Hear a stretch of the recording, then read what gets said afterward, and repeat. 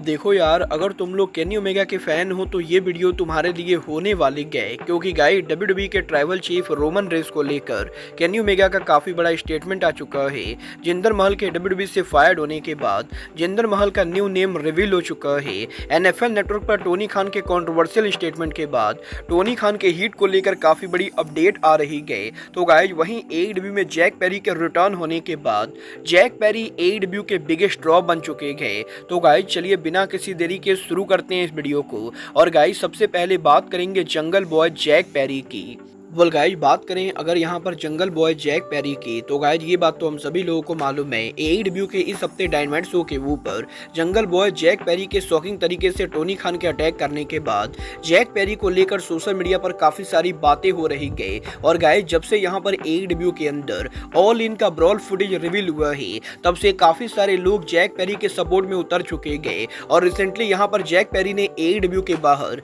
Spec good के सारे merchandise को भी सोल्ड आउट कर दिया था। और अब जबकि जैक पेरी एईडब्ल्यू पर वापस आ चुके गए, तो गाइज एईडब्ल्यू कंपनी ने अब यहां पर ऑफिशियली जैक पेरी के मर्चेंडाइज को बेचना शुरू कर दिया है। और गाइज मजेदार बात तो ये है कि जैक पेरी के एईडब्ल्यू पर रिटर्न होने के एक ही हफ्ते के अंदर जैक पेरी एईडब्ल्यू के नंबर 1 मर्च सेलर बन चुके गए। वेल गाइज इस हफ्ते एईडब्ल्यू के ऑफिशियल शॉप के ऊपर जैक पेरी के मर्चेंडाइज को और किसी के मुकाबले सबसे ज्यादा खरीदा जा रहा है। और गाइज करंटली एईडब्ल्यू के अंदर जिन 5 रेसलर्स के मर्चेंडाइज को सबसे ज्यादा खरीदा जा रहा है, इन रेसलर्स के लिस्ट पे नंबर 5 नंबर पर विल ऑस्प्रे का नाम है, नंबर 4 नंबर पर स्वर्ग स्ट्रिकलैंड का नाम है, नंबर 3 नंबर पर टोनी स्टोम का नाम है, नंबर 2 नंबर पर फिल विल ऑस्प्रे का नाम है और नंबर 1 रैंक पर जैक पेरी गए। और गाइज करंटली यहां पर एईडब्ल्यू के अंदर jungle boy Jack Perry AEW के मर्चेंडाइज पर राज कर रहे गए। और गाइज ये कहना बिल्कुल भी गलत नहीं होगा कि सीएम पंक के ब्रॉल होने के बाद जैक पेरी डेफिनेटली अब यहां पर एक मेगा सुपरस्टार बन चुके गए। और देखना बहुत ही दिलचस्प होने वाला है कि एईडब्ल्यू कंपनी जैक पेरी के स्टार पावर को कैसे यूज करती है। बट गाइस जहां तक बात रही जैक पेरी की, तो गाइस ये बात तो हम सभी लोगों को मालूम है। एईडब्ल्यू के डायनामाइट पर टोनी खान के ऊपर जैक पेरी के अटैक करने के बाद टोनी खान उनके नेक के ऊपर ब्रेस पहनकर घूम रहे गए। और इवन यहां पर पिछले 3 दिनों से एनएफएल ड्राफ्ट के ऊपर टोनी खान को नेक ब्रेस के अंदर देखा गया है। और अब यहां पर इस चीज को लेकर अपडेट आ रही गई कि टोनी खान करंटली जो नेक ब्रेस यूज कर रहे गए, टोनी खान उस नेक ब्रेस का चैरिटी के लिए यूज करने वाले गए। और गाइस जब यहां पर टोनी खान की इंजरी ठीक हो जाएगी और स्टोरी लाइन के हिसाब से वो यहां पर उनके नेक से ब्रेस को उतारेंगे। गाइस टोनी खान का ये जो नेक ब्रेस है ये यहां पर ऑक्शन पर जाने वाला है। और गाइस टोनी खान के इस नेक ब्रेस के ऑक्शन पर जाने के बाद इस नेक ब्रेस को बेचकर जो भी पैसे मिलेंगे वो पैसे यहां पर Tony Khan children research hospital को चैरिटी में देने वाले गए। और बेसिकली टोनी खान के नेक ब्रेस के जरिए वो यहां पर अब चिल्ड्रन रिसर्च हॉस्पिटल की मदद करने वाले गए। वेल देखना बहुत ही दिलचस्प होने वाला है कि टोनी खान का ये नेक ब्रेस कितने में बिकता है। बट गाइस जहां तक बात रही टोनी खान की, तो गाइस ये बात तो हम सभी लोगों को मालूम है। इस हफ्ते टोनी खान ने एनएफएल नेटवर्क पर उनके लेटेस्ट इंटरव्यू के अंदर डब्ल्यूडब्ल्यूई कंपनी को हार्ले वेस्टर्न से कंपेयर किया था। और गाइस टोनी खान के इस इंटरव्यू के बाद पिछले 48 घंटे से सोशल मीडिया के ऊपर टोनी खान को लेकर काफी सारे लोग अलग अलग रिएक्शन दे रहे गए। जहां पर एईडब्ल्यू के फैन टोनी खान को सपोर्ट कर रहे गए, तो वहीं डब्ल्यूडब्ल्यूई के फैन टोनी खान को गालियां दे रहे गए। और यहीं टोनी खान के इस कंट्रोवर्शियल इंटरव्यू के बाद अब एनएफएल नेटवर्क की तरफ से इंटरनली टोनी खान के इंटरव्यू को लेकर रिएक्शन सामने आ रहा है। वेल गाइज अगर आप लोगों को नहीं मालूम है तो मैं आपको बता दूं, एनएफएल नेटवर्क और डब्ल्यूडब्ल्यूई के बीच में कुछ ही महीने पहले यहां पर लाइसेंसिंग का डील हुआ था। और गाइज अब यहां पर एनएफएल नेटवर्क के ऊपर ही टोनी खान का आकर डब्ल्यूडब्ल्यूई कंपनी को हार्ले वेस्टर्न से कंपेयर करना काफी ज्यादा महंगा पड़ने वाला है। और गाइज काफी सारे लोगों का यह मानना था कि डब्ल्यूडब्ल्यूई और एनएफएल के लाइसेंसिंग डील होने के बाद टोनी खान ने एनएफएल नेटवर्क पर आकर जिस तरह से डब्ल्यूडब्ल्यूई को लेकर बातें की, उसकी वजह से डब्ल्यूडब्ल्यूई कंपनी और एनएफएल नेटवर्क नाराज होंगे। बट गाइस यहां पर अब फाइटफुल की तरफ से ये रिपोर्ट आ रही है कि टोनी खान के एनएफएल नेटवर्क पर इंटरव्यू के बाद एनएफएल नेटवर्क के बैक स्टेज के ऊपर टोनी खान के इंटरव्यू से कोई भी यहां पर बिल्कुल भी नाराज नहीं गए। और इवन यहां पर जो लोग एनएफएल नेटवर्क पर काम करते गए वो लोग यहां पर टोनी खान के इंटरव्यू को लेकर काफी हैप्पी गए, क्योंकि गाइस टोनी खान के इस इंटरव्यू की वजह से एनएफएल नेटवर्क को सोशल मीडिया पर काफी ज्यादा बज मिली गए। और गाइस टोनी खान के डब्ल्यूडब्ल्यूई को लेकर उल्टी सीधी बातें करने करने के बाद भी NFL नेटवर्क के इंटरनली बैक स्टेज के ऊपर टोनी खान से लोग यहाँ पर काफी ज्यादा हैप्पी गए और वो यहाँ पर फ्यूचर में भी अपने नेटवर्क के ऊपर टोनी खान का इंटरव्यू करना चाहेंगे। वेल गाइस, अब ये तो आने वाला टाइम बताएगा कि टोनी खान अगली बार नेशनल टेलीविजन पर जाकर WWE को लेकर कौन सा उल्टा सीधा स्टेटमेंट देते गए। बट गाइस, चलिए फिलहाल आगे बढ़ते हैं और बात करते हैं AEW के अपकमिंग पेपर व्यू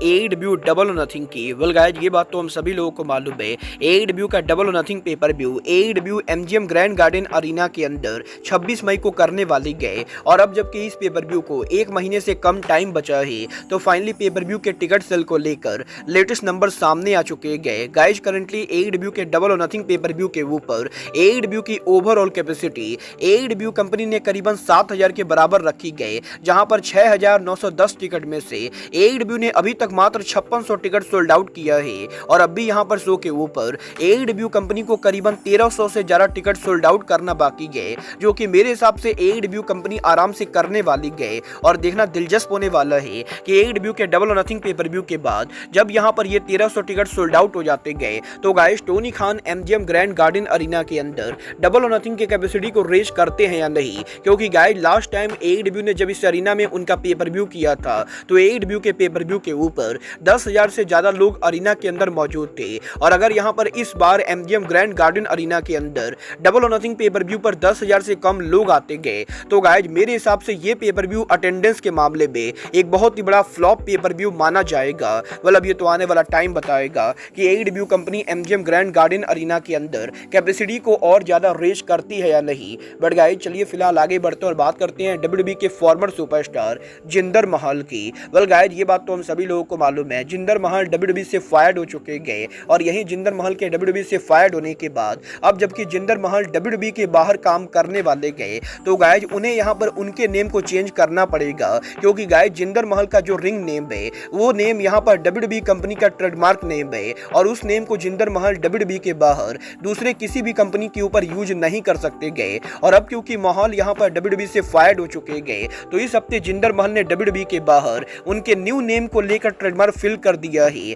जहां पर जिंदर महल ने अमेरिका के अंदर राज देसी नाम लेकर ट्रेडमार्क को फिल किया है और बेसिकली जिंदर महल अब WWE के बाहर राज देसी नाम को पॉसिबली रिंग के अंदर यूज करने वाले गए। वेल, देखना बहुत ही दिलचस्प होने वाला है कि जिंदर महल राज देसी नाम से किस कंपनी के ऊपर डेब्यू करते गए। बट गाइस, जहां तक बात रही WWE की तो गाइस यहीं अभी इस हफ्ते AEW के farmer world champion Kenny Omega के लेटेस्ट ट्विच स्ट्रीम के ऊपर केनी ओमेगा ने WWE के farmer world champion Roman Reigns को लेकर एक बार फिर से बात की, जहां पर केनी ओमेगा के ट्विच स्ट्रीम के ऊपर जब केनी ओमेगा उनकी स्ट्रीमिंग कर रहे थे उसी समय एक फैन के द्वारा रोमन रेंस को लेकर उल्टा सीधा कॉमेंट किया जाता है, जिसके बाद कि केनी ओमेगा इस फैन को रिप्लाई करके ये कहते गए कि वो यहाँ पर रोमन रेंस के खिलाफ कुछ भी सुनना नहीं चाहते गए। और गाइस, केनी ओमेगा का ये कहना है कि वो यहाँ पर रोमन रेंस के रेसलिंग पर्सोना को काफी ज्यादा पसंद करते गए और वो यहाँ पर रोमन रेंस के खिलाफ किसी तरह की कोई भी चीजें नहीं सुनेंगे, क्योंकि केनी ओमेगा पर्सनली ये बिलीव करते गए कि रोमन रेंस की वजह से WWE कंपनी को मॉडर्न एरा के अंदर काफी ज्यादा पॉपुलरिटी मिली गई